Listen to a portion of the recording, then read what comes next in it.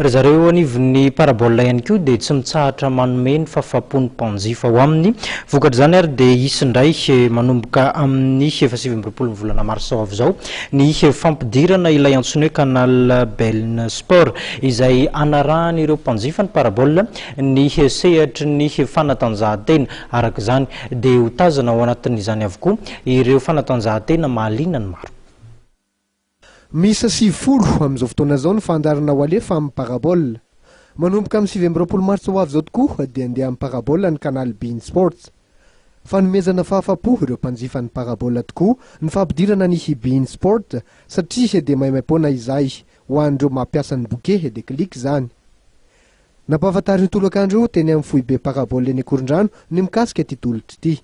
Ao anatin'ilay chaîne misy foot indrindrandrindra fa ankoatran'ny foot misy koa ny NBA, misy ny championnat maro isan-karazany izay 100 isan-jato ary mbola averiko ihany maimaimpona manomboka amin'ny bouquet déclic ny Parabole.